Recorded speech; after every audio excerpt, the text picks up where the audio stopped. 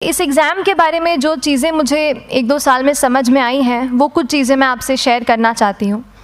सबसे पहली चीज़ जो पहले जय और रचना हम दोनों बोल चुके हैं कि कंसिस्टेंसी। आप अगर दिन में कई बार हमसे सवाल पूछते हैं कि आप कितने घंटे पढ़ाई करते हैं, तो देखिए घंटे मैटर नहीं करते। कोई 17-18 घंटे हमें नहीं पढ़ना है, उतना हम पढ़ भी नहीं सकते। एक दिन पढ़ सकते हैं, दूसरे दिन नहीं पढ़ पाएंगे।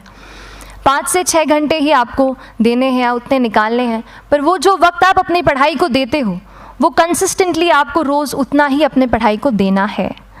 Consistency is the key, that is the first and the most important thing जो आपको ध्यान में रखनी है। दूसरी चीज़ इस एग्ज़ाम में मुझे लगता है इक्वली इम्पॉर्टेंट है, क्योंकि ये जर्नी लंबी होती है। जैसे एग्ज़ाम ही 1 साल तक चलती है, आप प्रीलिम्स देते हैं, फिर आप मेंस देते हैं, आप इंटरव्यू में जाते हैं पर्सनालिटी टेस्ट के लिए, तो एग्ज़ाम 1 साल तक खुद चलती है। उसके पहले मान लीजिए आप 1-1.5-2 साल पहले से प्रिपेयर कर रहे हो, तो ये जर्नी काफ़ी लंबी रहती है। उस जर्नी में मेंटली अपने आप को मोटिवेट रखना, अपने आप को बूस्ट करते रहना, वो भी इक्वली इम्पॉर्टेंट है। और इसीलिए अपने आप पर भरोसा बेहद ज़रूरी है।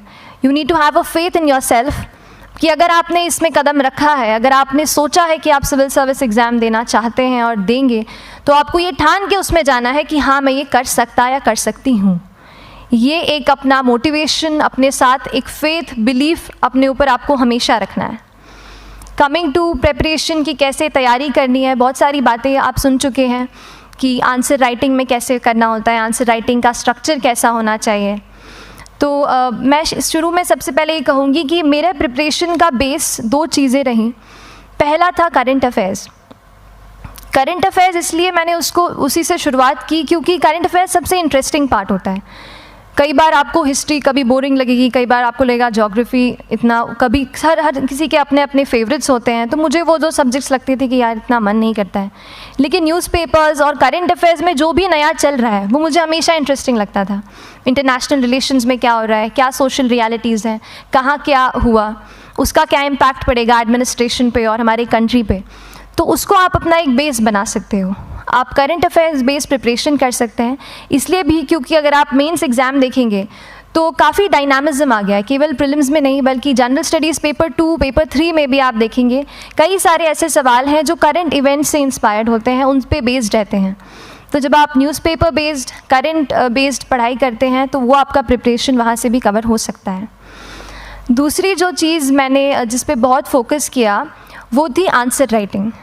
तो आंसर राइटिंग का जैसे खान सर बता रहे थे कि आंसर राइटिंग की प्रैक्टिस बहुत की, तो उसके पीछे मेरा ये था कि जब मैं हमेशा प्रीलिम्स का कोई भी पेपर टेस्ट देती थी, हम मॉक टेस्ट देते हैं, तो मॉक टेस्ट देती थी तो हमेशा मेरे मार्क्स करीब 90 to 110, 120, इससे ऊपर मेरे कभी मार्क्स नहीं जाते थे। तो मुझे हमेशा ये डर था कि यार प्रीलिम्स में कहीं मेरा कुछ, क्योंकि कट ऑफ भी इसी कुछ रेंज में जाता है, तो हमेशा लगता था कि यार कुछ गड़बड़ यहाँ ना हो जाए। लेकिन जब मैंने आंसर राइटिंग की और मेंस एग्ज़ाम के बारे में जाना, तब मुझे लगा कि आंसर राइटिंग एक ऐसी चीज़ है, मेंस एक ऐसा फेज़ है सिविल सर्विस एग्ज़ाम का जहाँ पे आप अच्छे से तैयारी कर सकते हैं। And if you have written the answers, if you know कि you have covered the points well, if you have included उसमें कुछ आपने facts, international reports, government schemes, आपने कुछ ऐसे उसमें सॉल्व भी डाला है, तो जो रिज़ल्ट आएगा वो सेटिस्फैक्ट्री ही आएगा, अच्छा ही आएगा। तो मेंस एक ऐसा पार्ट है जिस पे आप काफ़ी बैंक ऑन कर सकते हो। मैं जब पर्सनालिटी टेस्ट भी मैंने दिया, तो इस बार भी आप नंबर्स देखेंगे तो आसपास की रैंक के हिसाब से मेरे नंबर्स उसमें कम हैं, लेकिन it is just the general studies and the answer writing part, जो मेंस के जो वो है मार्क्स हैं या मेंस का जो एक फैक्टर रहा, वो मेरे लिए सबसे ज़्यादा इंपॉर्टेंट डिसाइडिंग फैक्टर रहा है। तो अपना एक्सपीरियंस यही बताऊँगी कि आंसर राइटिंग पर आप विशेष फोकस कीजिए।